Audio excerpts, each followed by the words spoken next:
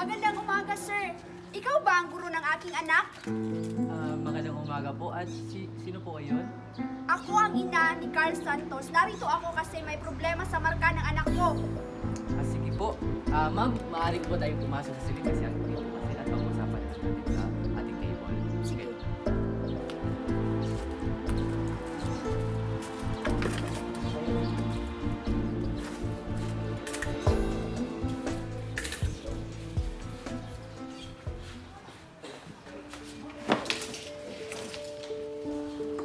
Sir, magandang umaga sa'yo. Narito ako ngayon kasi may problema sa marka ng anak ko. Hindi ko maintindihan.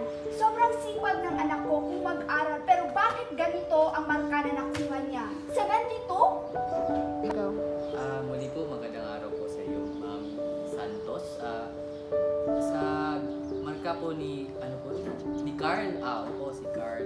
Si Carl po ay, may sasabi na lang po ako na medyo na lang po sa inyong anak. Si Carl po ay isang matalinong bata naman.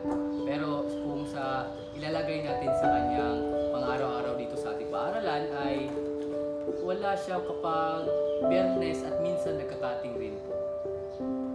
Pero kung sa basyan naman natin sa kanyang pagmamarka dito sa ating sa subject ng science, lalo na sa aking sa silid na ito, si Carl po ay maganda naman yung ibinibigay niya ng mga tagawain niya, pero yung mga performance tasks katulad ng po yung nangyari pagtatalakaw yung pagbabahagi nila noong nakaraang linggo ay tila wala siyang gana at mas lalo na hindi man lang siya sumasalita. Talaga ba? Kasi sa nakikita ko sa anak ko, sa loob ng bahay, palagi siyang nasa kwarto, nagbabasa at minsan nga siya ay nagsasalita patungkol sa kanyang naintindihan na kanyang binasa na aklat. Hindi ba questionable na binigyan mo siya ng ganyang marka? Unang-una po, Miss Santos, sa ating pagbibigay ng marka po sa ating mga mag-aaral ay hindi lang po yung nakabase sa kanilang ibinibigay. Ito rin po ay binabase rin namin kung ano po yung ibinabahagi ng bata sa loob ng silid-aralan na ito. At kung pupunta tayo sa attendance sheet ng sa ating paaralan, dito naman kay Carl Santos ay marami talaga po siyang absent. Katulad na lang po yung nangyari sa unang markahan ay may 3 absent siya at 2 cutting. At may katanungan lang po ako, kung may nangyayari ba sa loob ng bahay ninyo na hindi man lang mabigyan ng motivasyon o gana si Carl para lang pumunta dito ng campus? Sa pagkakaalam ko, sir, nung nakaraang buwan, ang asawa ko ay nangangaliwa. Siguro, naging parte na ng buhay ni Carl na naging broken family siya. Kaya siguro naapektuhan ang kanyang performance. Pero sir, baka hindi niyo po na pagtuunan ng pansin ang anak ko. Baka binubuli po siya, kaya po hindi siya pumapasok. Kaya sinabi niyo nagkakating siya at hindi siya nagsasalita kapag nagre-report ang kanyang mga klase. Baka po, nawawala na yung confidence niya sa kanyang sarili kasi binubuli siya. Sir, tingnan niyo, ang damit ko, mahirap lang kami. Okay, naiintindihan ko po kayo, Mrs. Kung puna naman natin yung inyong mga reklamo dito sa ating paaralan, lalo na po sa tunguhan kay Carl, ay masasabi ko rin na oo, mas maapektuhan talaga yung bata patungkol sa emosyonal na basihan. Dahil po dito rin nakabase ang kanyang gana at lalo na yung lakas nilang pumasok sa ating paaralan. Pero po, Mrs., dahil po ba na naghiwalay kayo ni Mr. ay kailan ba yun? Nung nakaraang buwan, sir.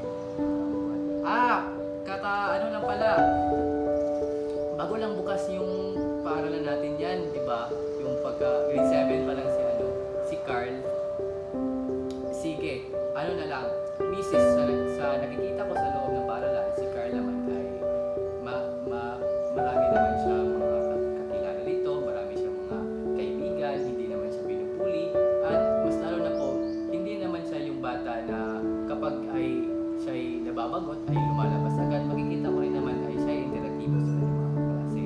At para sa aking mamasin naman kung bakit si Carl ay palaging uma-absent ang nagkakating, ang aking